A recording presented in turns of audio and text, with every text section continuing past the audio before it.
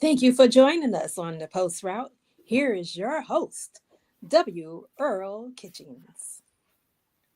Good evening and welcome to the Post Route, the show where we dive deep into conversations with Black quarterbacks, both past and present. I'm your host, W. Earl Kitchings, and this show is proudly brought to you by Quarter Five Back, the preeminent fraternity for Black quarterbacks and home of the prestigious BIP Memorial Trophy, the only national award that honors both the top HBCU quarterback and the top Black quarterback from high schools around the USA. We are always happy and excited to have you join us for another show. If you enjoy what we're doing and want to support our efforts, we ask that you hit the like button, subscribe to the channel, and tap the notification bell so you never miss an episode. Join us live every Monday night, 7 o'clock on YouTube for more phenomenal conversations here on the Post Route. Well, let me get some 24-hour business out the way. Let me wish a belated Happy Mother's Day to all the mothers around the world. Thank you for all the love that you give your children. Thank you for all the things that you have done and sacrificed to make their lives better. Thank you for just being phenomenal women. We all have women in our lives who have touched them in so many ways. Whether they're with us or up in glory, they had a lot to do with our being. So we would like to wish every mother a belated Happy Mother's Day today. Our guest tonight is coming from one of the most prestigious and historical Black colleges, especially for football in the country, located out there in Texas. Prairie View A&M has had some phenomenal coaches, some phenomenal teams, and some phenomenal quarterbacks, dating all the way back to probably their most recognizable and noteworthiest quarterback to ever play at Prairie View in 1952 to 1954, the great Charlie Choo Choo Brackens. Brackens threw for over 3,600 yards and compiled a record of 29-3, playing for the most iconic coach that Prairie View has ever had in Billy Nix. The next guy we want to just mention went on to have a career with the Kansas City Chiefs as a defensive secondary star.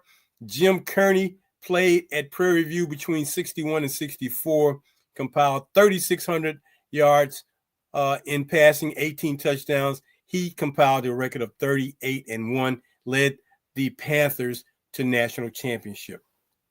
Our guest tonight is slowly rising his stock and looking forward to becoming one of the proud quarterbacks who have played at Prairie View A&M University.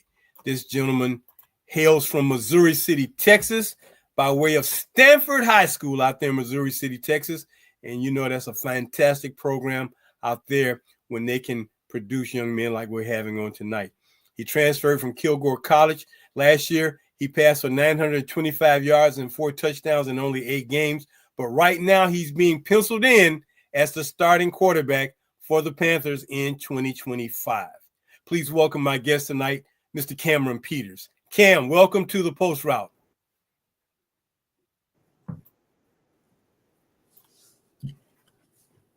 Happy to have you hear me. Can you hear me? Yeah, I hear you. We are definitely glad to have you with us tonight, man. And wow, you told me earlier I'm glad to be here. You told me earlier that you had finished nice your spring practice. Yeah, great. You finished your spring practice already, is that correct? I think we're having some technical issues. I think it's all on my end. I don't know. Can you hear me, Cam?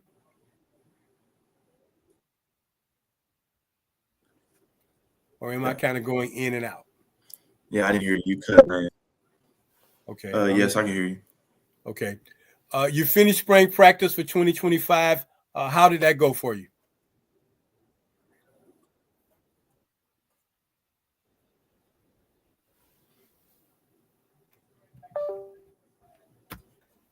Your 2025 No, it spring went well. practice? We had a pretty good spring. Started off kind of rocky. It started off pretty rocky. With new coaches and stuff, learning new things, learning how to do things, learning the blueprint of the program. It was all new to me, but pretty much hit on a good note.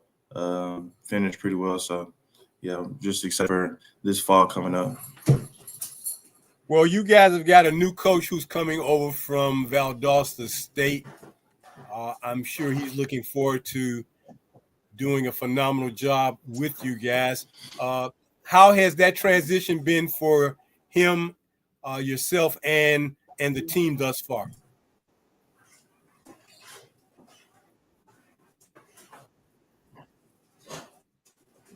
Uh, I think I heard you right. Said something about Coach Jackson, Correct. TV. It's kind of a big change from the last coaching. He's instilling a lot more discipline, new things that are helping and will help. But yeah, he's a great guy. Uh, we all want the same goal. He's preaching the right things, bringing guys in here that are bought in. So I'm all for it. I'm ready to play. So now you've got a new playbook, I guess, to learn now that you have a new coach. Was that kind of a difficult transition having to learn that new playbook for the spring?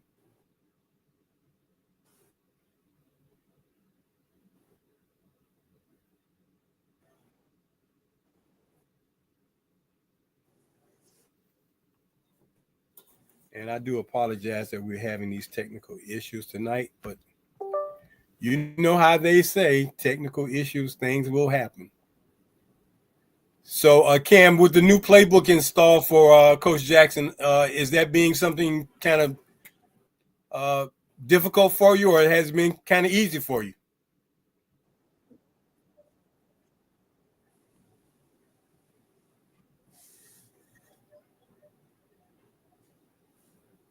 I didn't hear you. I'm sorry.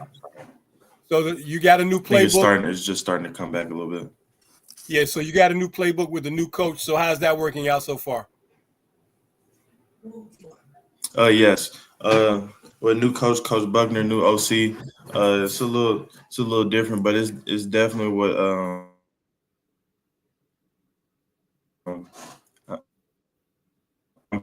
to the same offense in June. It feels pretty cool. Definitely learning more about it. Okay. As you progress as a collegiate quarterback, now this being your senior year, what are some of the values of being a quality quarterback that you like to, make a part of who you are and what you do in that position?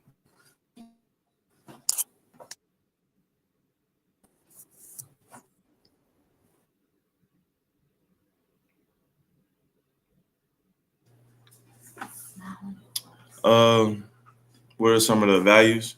Is Yeah, some of your values that you think make up for that what being you a said? quality quarterback. Sorry, you're still kind of cutting out. All right. I don't know what Oh, to one say other second. than I apologize. If I can plug in.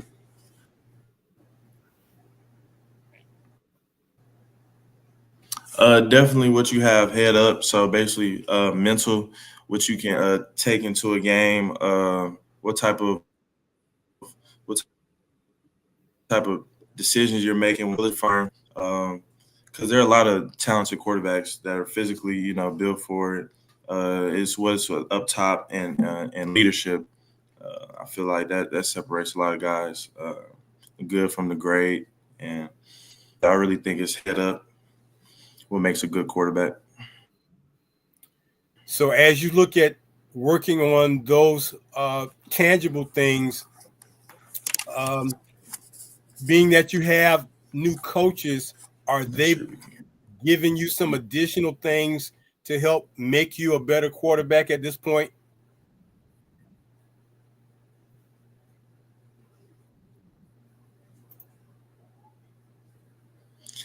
What do you mean by additional things?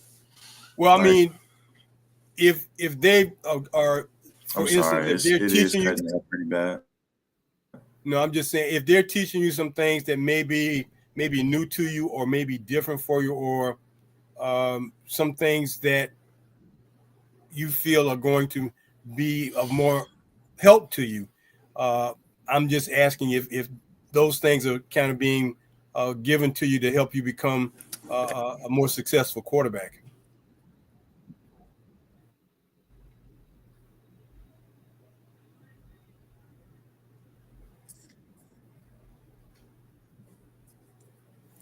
Definitely. Coach Jackson has a history of coaching quarterbacks, and quarterbacks have done good with him. I feel like if I just keep trying to put me in the right direction to be where I want to be, and I go align with their goals, basically. But definitely, they're teaching me how to be more of a leader, how to be more of a coach on the field, and definitely having discipline on and off the field as well. Basically, you know, staying and being on top of things. Okay. Well, all Because at those the end of things the are day, that's what a important. quarterback is. Yeah. Well, of course, all those things are important. Uh, what are some of the things you feel that you need to really improve upon going into the 2025 season?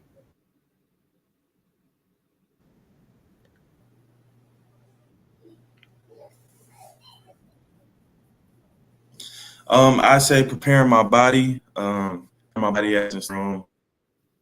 as throwing, getting extra work in, uh, and yeah, just staying on top of things. That's all, and, Do you have your own personal and quarterback staying on coach you top work of out things, with? staying consistent.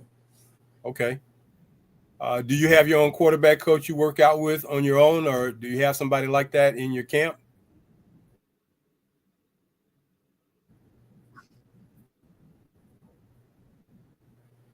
Yes, pretty much. I work out Daryl Colbert.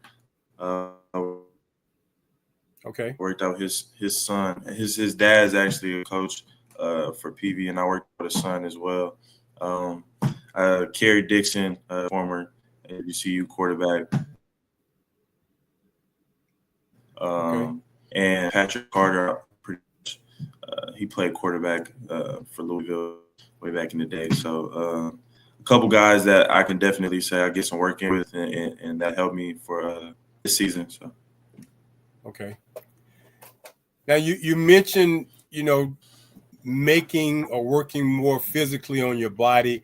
Are you spending extra time now in the weight room and in the I guess the meal room, the cafeteria, or to make sure you're getting all the right nutrients in order to go along with that weight training? Is that going uh, kind of in a different direction to help you improve?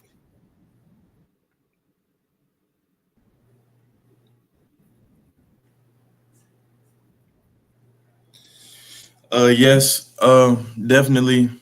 Trying to get in the weight room every day, at least do a little bit of something. A little bit of something is always good for you.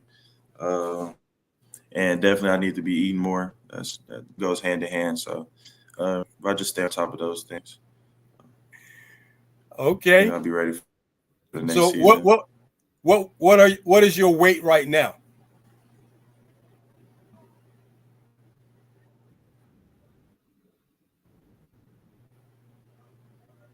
Two 12, but 210. And what do you think would be a I'm a little better light right weight for now. you?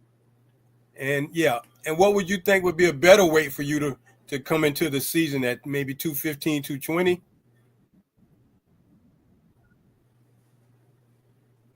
I love to be in like the 220, 225 range. Uh, Okay. Well, I'm sure if you're in that weight room and it creates that appetite, they'll definitely be able to put those extra, I guess, 5 to 10 pounds on you, and definitely make it all muscle. So won't be too hard over the off season, for you to take care of that. And I know if mom has anything to do with it, she can put some weight on you with no problem, I'm sure. to feed you and get you ready. So that'll be a good thing.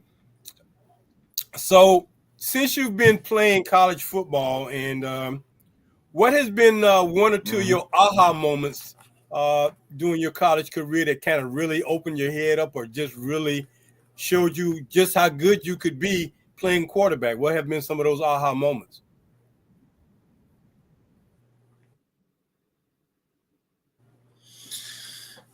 Definitely coming from JUCO and betting on myself going JUCO basically showed me that I can do whatever I put my mind to, and Okay. that I can play at a high level.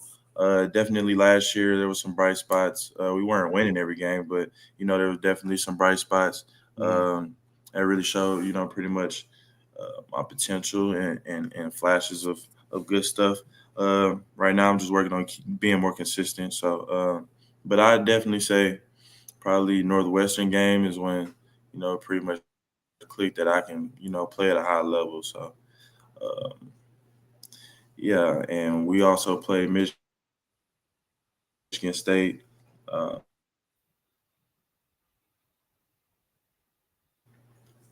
there are definitely times that I'm just like, yeah, if I just keep going, nothing Okay. to take it to the next level. As a senior coming out of Stanford High School, who else had interest in you being a quarterback at their college or junior college other than Kilgore? Who else was talking to you coming out of high school?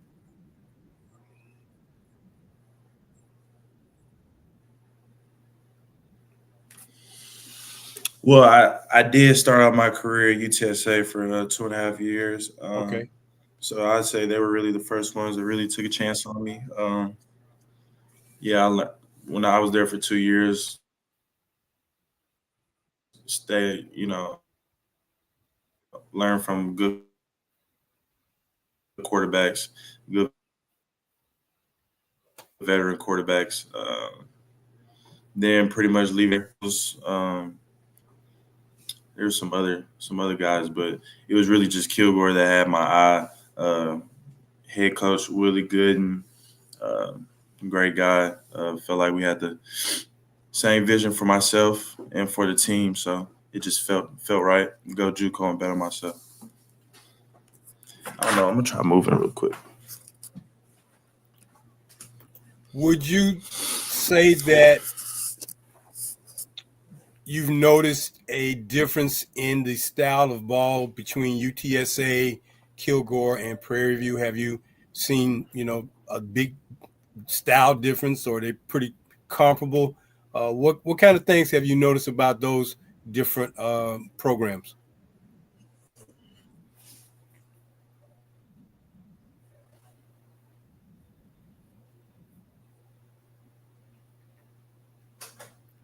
Because I know going to UTSA, There's which not is really much difference, but I'd say like okay. the terminology is different. All the Yeah. ball's all the same things, just different ways to coach and different ways to look at it. What about the competition against Yeah, the opponents? yeah. So I don't feel like there's much difference other than verbiage and yeah, just the way they said things. Did you have any, real noticeable differences in the type of teams you played in the conference the UTSA was in versus the SWAC?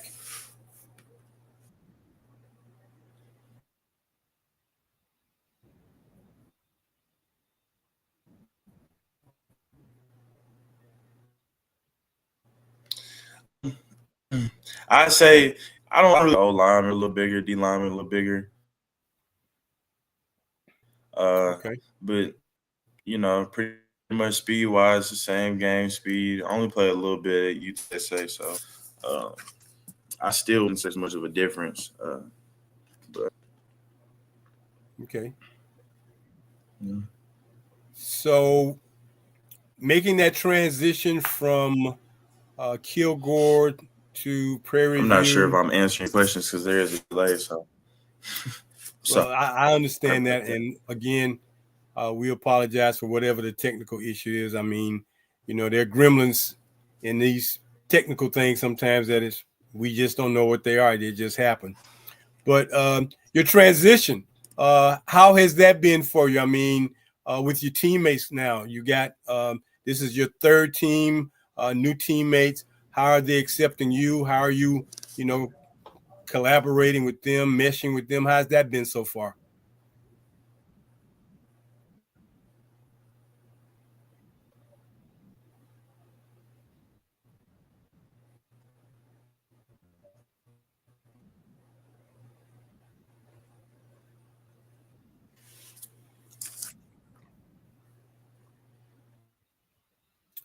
So your teammates at Prairie View, how have they been for you? I say definitely spending time outside of football with them.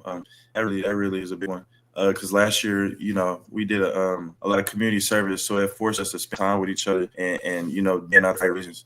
Also, just showed you what type of people my teammates are, and really that seeing how good how well you gel with them, helping other people. I mean, there's no choice but to take on the field, and once we start, being on the same page on the field, it's like, once you get out there, you all fighting for the same goal. So I feel like that does nothing but bring us together.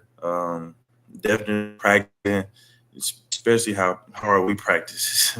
It's not easy. So yeah, I feel like throughout like using experiences is how we get you know the brotherhood and bondage. So. Well, it's nothing like developing a camaraderie and having that relationship with new teammates so that y'all gel pretty fast so that everybody has that belief and trust in one another to get the job done. um, Being that you were coming from a junior college to a Prairie View, what was it like to be in that SWAC environment, man, all year? I mean, playing teams around the SWAC. What was that like to go to those schools and just be in those environments?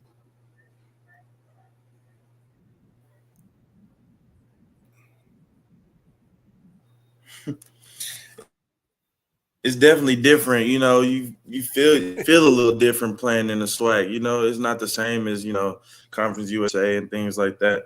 It's totally different. It's something that you just got to experience. It's like I'm saying, like that feeling of being like home. Like it's a crazy feeling. So now, And then correct me if everybody's band is good, so you're just I'm out there jamming and playing football. okay. Well, that's one of the things about being at a HBCU, man. That band is going to definitely make that difference. They're going to be that 12th man, no doubt about that. And of course, Prairie View has an exceptional band. Correct me if I'm wrong. The natural rival for Prairie View, is it Texas Southern or is it Grambling?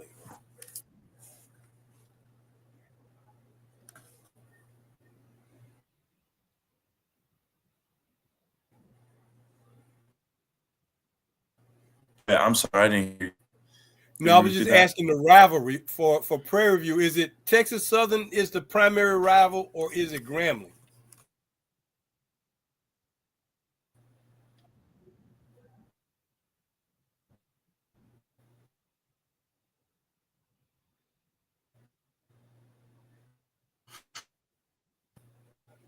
I know you guys is our rival. I don't think we. Texas Southern?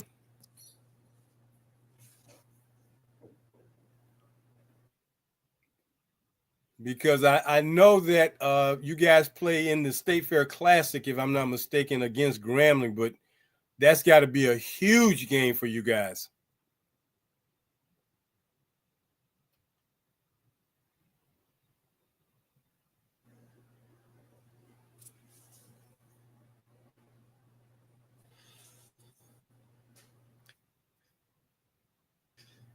So other Are you asking teams, me about the State Fair Classic? well, I was asking you about the rivalry games. Is it the stronger rival with Grambling, or the stronger rival with Texas Southern? Because I know you're not too far from Texas Southern.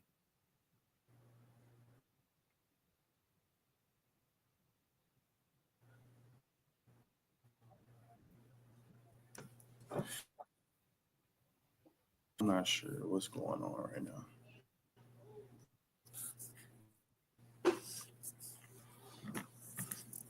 Let's try back right here. I don't know. I'm sorry about that. I don't know. Okay, not a problem. Not a problem. Try plugging in an Ethernet cord, but I don't see one.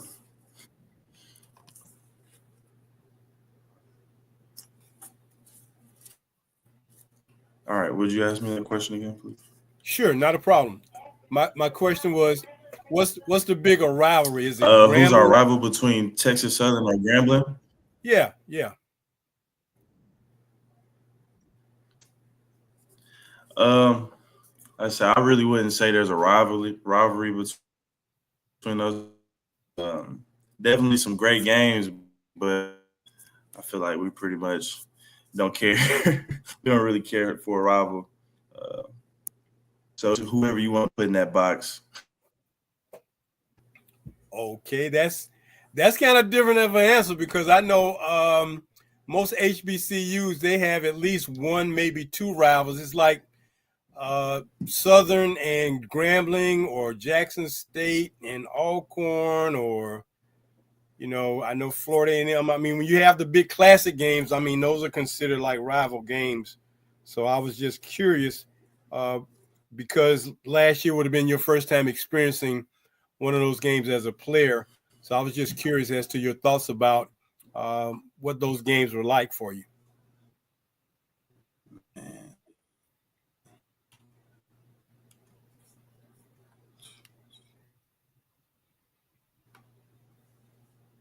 Yeah, it keeps cutting out.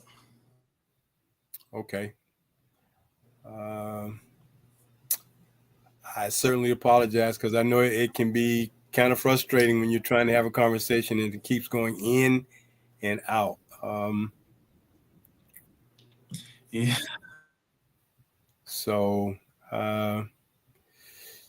I wish I could technically help you with whatever's going on, man, because I really don't know what's going on for it to keep cutting out on your end like that. I really can't hear anything.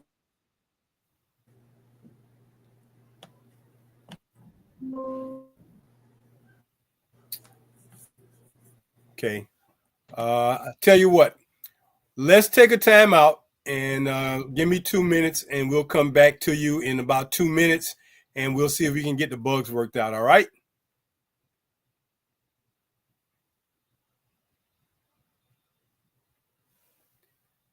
All right. So hopefully we can get that technical problem worked out over the next couple of minutes. It is definitely frustrating to be wanting to have a conversation and cutting in and out. So in the meantime, let me get back to our merchandise and see if we can let you guys know that, hey, we still got merchandise available for you. And if you are interested in the merchandise, all you got to do is go to our website at quarterfiveback.com, go to our email address, send your order in via email. We are still working to get our store up and running. I think we said we're looking to have it running by next week. So, but in the meantime, if you are interested in the Quarterfive Back logo shirt, this beautiful logo shirt with our logo on the front and back in our colors of bronze and black with cream trim, send us $40 and we'll be more than happy to get the shirt back to you. It takes a couple of weeks for the shirts to be designed and crafted because they are custom made one by one. So you can get that shirt. If you don't like that one, you can get the golf shirt. It's only $55, comes in all sizes. There's a little extra charge for the larger sizes of 2X through 4X. But this shirt is of the same quality, polyester blend with the sublimation imprint, black shirt with the bronze and orange colors and the cream. So the logo's on the front and back. So here's another one of our merchandises apparel items that we want to make available to you. $55 for that.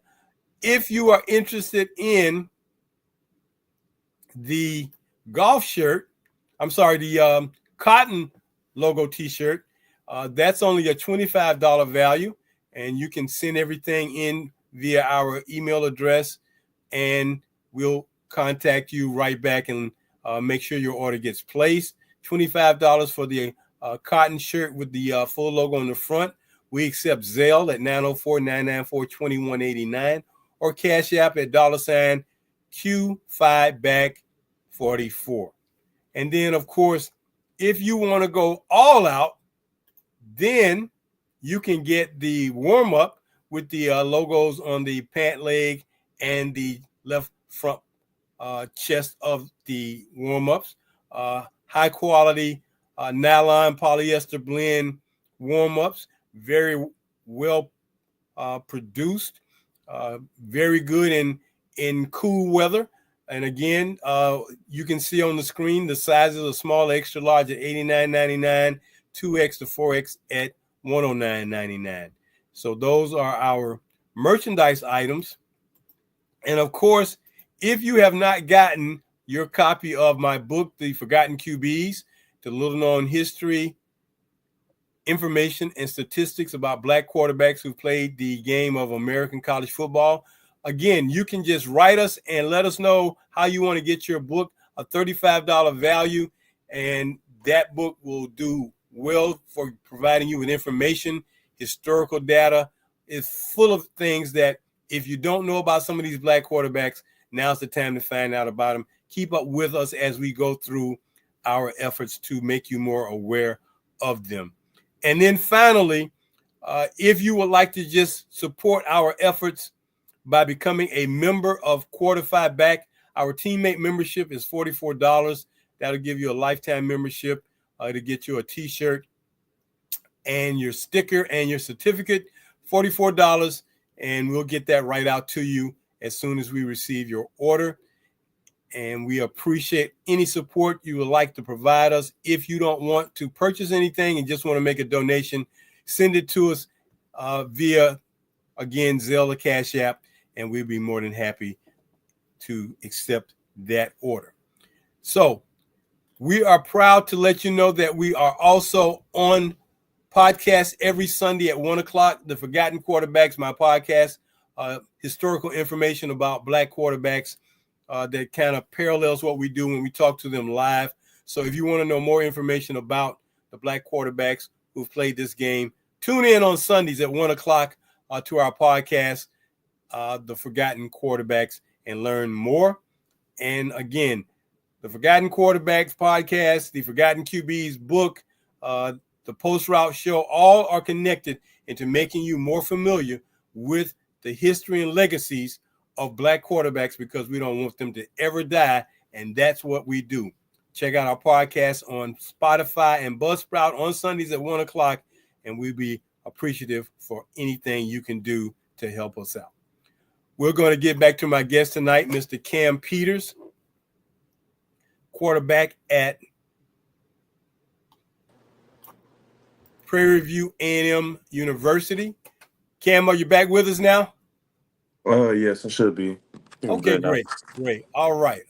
So, one of the things I wanted to ask you about was, what are your thoughts about players changing positions, specifically quarterbacks changing positions from being a quarterback to anything else? What are your thoughts about guys, being a quarterback and then transitioning to play some other position just to make it in at the pro level? I feel like I don't have a problem with it. I feel like they're doing what's best for them to make money, so I don't have a problem with it at all. I feel like it's a good decision if it works out, if you have success in it. Yeah, I'm all for it. Okay. Any thoughts on why you think this has kind of been a trend over many, many years that Black quarterbacks, specifically Black quarterbacks from HBCUs, have been asked to transition from quarterback to play either receiver or secondary position? I feel like there's definitely some that could have made it as a quarterback towards like going towards the NFL. I feel like it's more of a image thing that that they want to see. Um, Also, I mean, most people are just great athletes and can play anything. You know, the quarterback is the best athlete on the field at all times, so they should be able to do everything, and it only should make them it only should make them better. So we already got a step ahead if it's they're switching to an offensive position because we know we're where everybody needs to be. We know if the quarterback's hot or not. We know. What the defense is in already. I feel like it does nothing but help. So I Okay. encourage it. Well, I appreciate your honesty and candidness about that. I have a different view only because I've been around for a long time to see how this is transitioned, and I just have some issues at times that why that's being done. I agree with you that if that's the best thing for them uh, to get into the pros and make that transition to play a different position, all well and good. I just think that some of these guys don't get an opportunity Right. like they should. And because there has been a test, an aptitude test to help disqualify guys, not because of them having the ability, but you provide a test to disqualify them because their aptitude is not what you think it should be, but it's an invalid test because it has nothing to do with football. So um, Mm-hmm. that's kind of where I look at it. But I agree if that's a good decision and it's going to help, all well and good. What are your aspirations? Are your aspirations to go on to the next level? What's crazy is I actually was asked to move my position once I was leaving UTSA. That was probably why I left. I wanted to go, prove to myself that Okay. that I can play quarterback uh, at a high level. So I mean, I could say that, but yeah, in my case, I knew what I wanted to do, knew that I was a quarterback, so I stuck with it. But you were asking what my aspirations were. Yeah. Yeah. I Definitely mean, to play quarterback at the next level. Um, yeah, that's always been the goal. okay. So yeah. Well, because there are so many leagues around the world now, in a lot of countries overseas. Plus, you have the UFL now. Plus, you have arena football. There are many opportunities. However, at the same time, there are limited spots because there are only so many quarterback spots per team. But Hmm. uh, I'm glad that you kind of stay true to yourself by wanting to prove that you could be a quarterback, and the transition to another position just was not something you wanted to do. So I applaud you for that because oftentimes not everybody gets asked to make that transition. Yeah, And right. I, like I said, it's just been something that I've watched for years, and have seen guys, some top guys uh, who've come out of black colleges. I mean, to cite one guy in particular that I always like to refer to, um, a gentleman by the name of Eldridge Dickey played at Tennessee State back in the mid '60s. He was drafted by the Raiders as a quarterback, could throw with his left and his right hand, was about 6'3", and they transitioned him to wide receiver. Hmm. Uh, and I just thought that was just not Right. fair. I mean, I'm just looking at it from the ability standpoint. I mean, this guy's been a quarterback all his life. Why do you think all of a sudden, because he's a great athlete, that that's something that he chooses or really wants to do? But Hmm. again, with life and with work, man, you got to make decisions that are going to, like they say, put food on the Right. table and put a roof over your head. Right. So as you get ready for the 2025 season, what are your goals for you and the PVA&M Panthers this year? We want to be broad. We want to win every game. Every game. As we want to win every game. Okay. We're trying to get to Atlanta, so we're trying to win. We're trying to win every game. There's no, yeah, we're not even gonna hide it. We're trying to win every game. So definitely, I do want to get better. I do want to, get better in the things I need to work on. Yeah, the sky's the limit with this coaching staff and what we got going on. The sky's the limit. So Well, playing out of that SWAC West, you guys got your handful. yeah, You guys got your handful. we knew that already though, but they got to go through us too. But Exactly. mm-hmm. So I'm looking forward to keeping up with you this year, man, just to see how you're doing and how the Panthers are doing, man, because if everybody's goal is to get to Atlanta to the Celebration Bowl, man, it always makes for a great season. Mm-hmm. And I definitely understand that, man, playing those games out there in that beautiful – you guys got a great facility out there, man. I mean, it is beautiful out there at Prairie View, man. So, man, it would be hard not to want to come over there and play for the Panthers with all you guys got going on. But I'm definitely looking forward to seeing how this year turns out. I'm not going to be biased at this point, even though my alma mater is in the SWAC East. It's all good. But it's all good, man. It's all good, and we all like to see everybody do their best. So we're going to be pulling for Cam Peters this year, man, for him to have as great or best a season as he can, man. You and your receivers have kind of worked on some things to get on the same page now. Everybody's comfortable with working out so far. Yeah, we still bringing in guys, so still got to build that relationship with them. But yeah, it's gonna take some time, but they're ready to work. So okay. Are you staying on campus throughout the summer, or are you going home for a little while? Yep, that's mandatory. Everybody's staying on campus. That's mandatory. We got it. Hey, we win the fall and the summer. So okay, all right. Well, I don't think I've ever heard it said being mandatory, but I'm happy for you guys. Hey, man, get it done. If the ring and the opportunity to get to the end is what it's going to take, and you guys got to be there. Okay, it just means Mom's got to send more packages of food to you guys. That's right. Okay. Well, I'm seeing some messages from a Rona Peters and a Linda Peters. I don't know which one is Mom, but Mom, keep those packages coming. Nah, definitely it's gonna be my dad gonna be making all those meals. So is that right? Yeah. He's the cook of the family? Yes, sir. Okay. Just catering and stuff like that. Is that right? Yes, sir. Can he cook some barbecue, man? For sure. Okay. For sure. Okay. You got to get you some. Because, I'm familiar with a guy out there in Texas called Les Barbecue, but he cut his bones by barbecuing oxtails. That's his specialty. That's his specialty? Yeah, that's his specialty. That's what he cut his business on. You got to try my dad's loaded potatoes, ribs. They're phenomenal. So. Hey, look, man, don't be making me hungry right now, man. You way out there in Texas trying to make me hungry. Shout out to Mr. Peters, man. Okay, well, you keep him fed, man, and keep everybody going. Well, that's great. You said you were about to graduate. Kudos to you for graduating, man. Congratulations. Yes, sir. Thank you. Tell everybody what that major is. General studies with a concentration in psychology and sociology. So.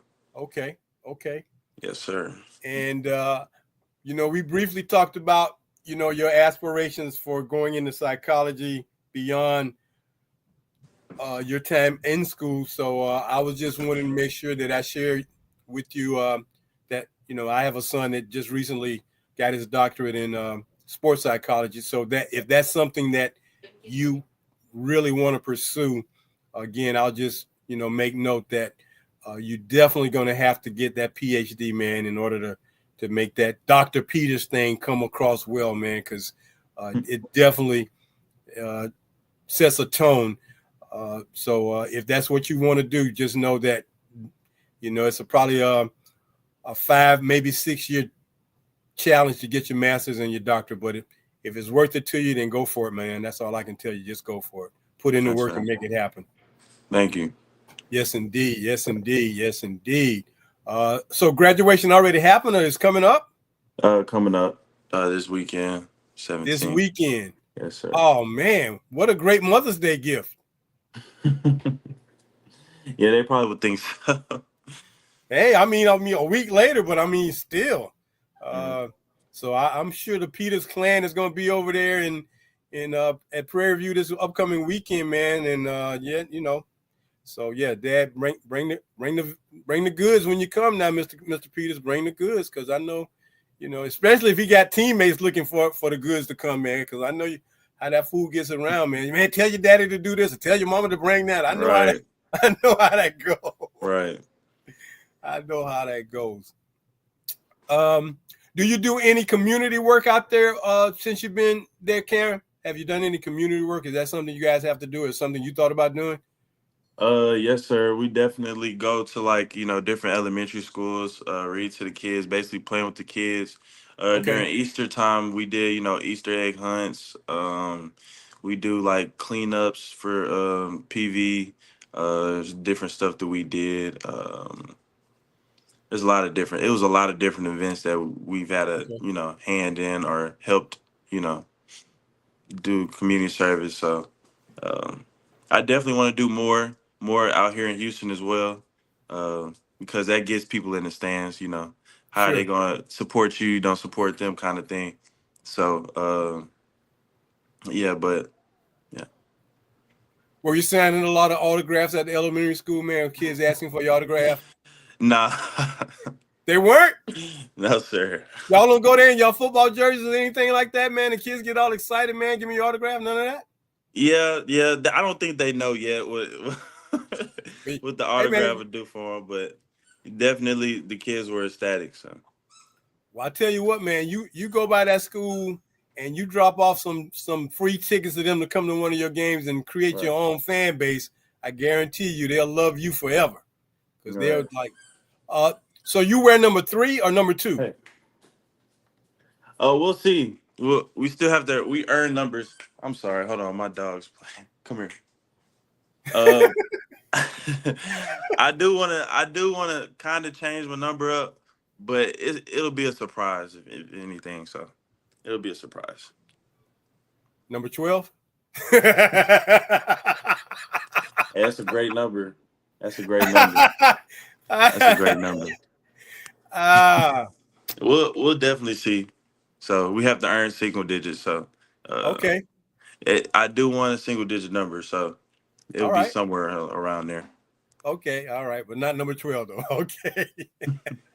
We'll see. We'll see. Growing up, when did you really discover that being a quarterback was something you really wanted to do, man? How old were you when you really just kind of locked in on being a quarterback? I say around 5. That's 5? when yes, sir. That's when it started. Okay. Flag football. Uh, I definitely started then. When my Coach Shaw, he put me Okay. back there. He told me what it takes to be a quarterback, and pretty much from then, um, you know, like being in front of the line, being a leader, being first in everything, stuff Yeah. like that. Yeah. The little stuff. So I mean, it started then. Then it started to being going to quarterback training. Um, yeah, going to quarterback training, getting that extra work in. So ever since then, it's pretty much been that deal. If you could, if you could tell Come some here. of these young fellows who aspire to be quarterbacks like yourself, guys, middle school age guys, what would be a couple of the points you would share with them in order to, you know, keep them engaged with being the best they could be? What would you tell them? It takes extra work. You can't just be a quarterback on the field. You have to be off the field and during workouts and taking just taking the time. You have to put a lot of time into it. Um, Learning the in and outs of the game, learning how to protect yourself. It's stuff like that. It's a bunch of little stuff that makes you a better quarterback. So taking the little stuff serious and yeah. Well, I think those are important things because in looking at how many young guys at middle school age are preparing themselves to be quarterbacks, I mean, um, we've had kids on the show in middle school. Recently went to a IMG camp for kids, and they were all middle school quarterbacks. But one thing that we recognized in looking at these guys, all of them were putting in this extra work, man. I mean, these kids are working. They got quarterback trainers in the weight room, so they're putting in the extra work. So that's some good advice to share with them. And they need to hear that from guys like yourself, man, because they're looking up at, guys like you, aspiring to be in your shoes one day, at least quarterbacking at the collegiate level. And there's no guarantees about the pro level, but more opportunity at the collegiate level. So, yeah, to tell them those kind of things. So that's a great thing. When you were growing up, did you have a favorite quarterback that, you really followed? I really like RG3 and Cam Newton. Okay. Those are my quarterbacks. Now, you saying RG3 because he's from Texas? Nah, I'm saying RG3 because his swag and how he played. I mean, if you want to go Texas, I go Vince Young. I was a big Vince Young fan. Okay. I like the way RG3, his swag, Cam Newton's swag, how he played the game. So okay, those three guys. Well, this past year, our winner of our Built Memorial Trophy was a guy from Texas, from Willis, Texas. Oh, DJ Lagway. DJ Lagway. Yeah, that's a dog right there. Yes, sir. Yes, sir. Mm-hmm. So I think it's a common thing that we all know that you guys out there in Texas love football. I think we breed the best quarterbacks, so. No comment. No comment, man, because there are great quarterbacks from everywhere, and just getting a chance to see some of them on the East Coast, I'm sure if you ever have a conversation with guys from Georgia, Cam, they're going to argue that point with you for a minute, man. They're going to really dispute you on that, where the best quarterbacks are. But, yeah, you guys got some great talent out there in Texas, and it's just always a great thing to be able to watch the quarterbacks at the high school level. So, yeah, you guys got some great quarterbacks out there, man. But I think between Florida, Georgia, maybe California, Texas, there's some guys over in North Carolina, too, can spin that thing, too, man. So, when you get into it, guys are going to, kind of push back. But definitely, yeah, I appreciate you representing Texas, saying y'all got the best. It's all love.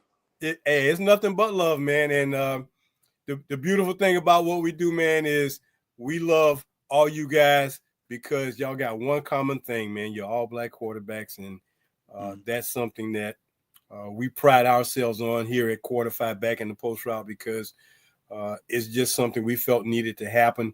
So we continue to reach out to guys, man, and bring them in the studio so we can talk to them. I was just, you were talking about the quarterbacks, and I was like, watch, he's going to say, most guys say Michael Vick, but RG3 and Cam and Vince Young were phenomenal quarterbacks. As you look at guys in the pros now, are you noticing a kind of a different kind of way they're playing football in the pros now compared to maybe what you grew up with? Kind of, sort of. They're asking those guys to throw a lot, so I know these guys are, control shots down the field, things like that, getting the ball out quick. They wouldn't really throw that much, but they run the ball too. I also see a lot of more quarterbacks that can move move and use their legs. So that's definitely changed. There's way more dual threat quarterbacks than there was before. Just being able to extend the play, I feel like that's what made those quarterbacks good and things like that. Well, Cam, when you got defensive linemen running 4.6, 4.7s, you got linebackers running 4.4s, 4.5s. Quarterbacks are in that range, man, and unless you got some jets, man, you're going to have to be a dual threat quarterback in these days and times, because the defensive guys have just gotten faster. So you don't have any option. I mean, unless you got an outstanding defense offensive line. And, sometimes I wonder, man, guys on the offensive line making millions of dollars, but they don't seem like they can block as well as I think they should. I just question, like, dude, they're paying you all of that, and that's the best effort you can give? But they're paying the defensive line the same thing. They got to do. They doing their job. It's hard to block. I'm not even gonna. I don't know how can you block Jalen Carter of the world and Michael Parsons. Like you can't just single block him. You can't do that. They're already at a disadvantage. They already O-line's already at a disadvantage. They're moving backwards. So I feel like it's definitely harder to play O-line than the D-line. So absolutely. Money is worth it. I feel like what they're asked to do and the checks that they get, I feel like it's worth it. So okay, fair enough, man. Fair enough. Well, I'm sorry that we had the technical problems early, man, but I'm glad we were able to get those adjusted and have a good conversation here at the end.